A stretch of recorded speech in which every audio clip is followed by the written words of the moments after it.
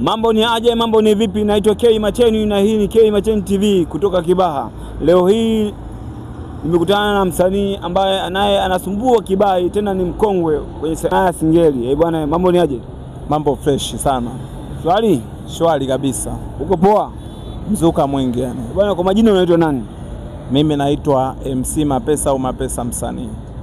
Bwana, aitwa MC Mapesa. Bwana, ni noma sana. Bwana, wewe sanaa umeanza kufanya sanaa ya kuimba lini?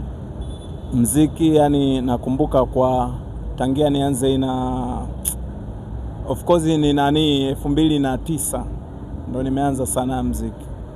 Bwana, ameanza 2009. Bwana, ni mkongwe kwenye hii sanaa ya Singeli. Bwana, bibi, vikwazo gani unapitia kwenye sanaa yako?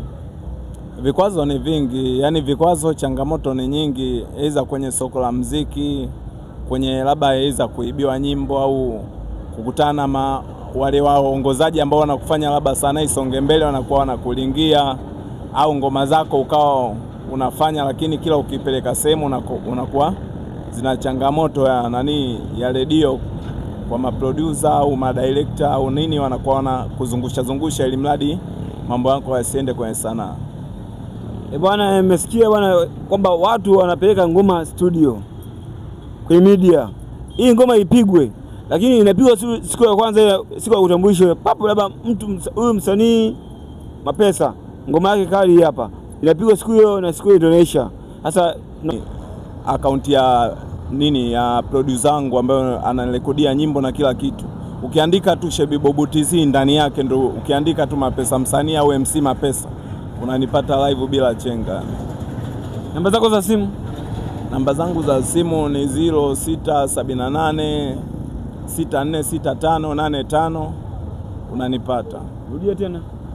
0678 646585, unanipata kila mdani. Bwana, ukitaka kumpata Mapesa MC unaenda kwenye akaunti ya Shebi Bobu TZ. Shebi Bobu ni producer ambaye anamfanyia ngoma zote bwana Mapesa MC. Leo hii sina mengi sana, nilikuwa na MC Mapesa. Mimi nakutakia kazi njema ya sanaa yako ili isonge mbele. Kibaha leo isiwe kama Kibaha zamani. Mimi nashukuru kwa mashabiki na waongozaji na wale wanaonisupport kwenye muziki wangu.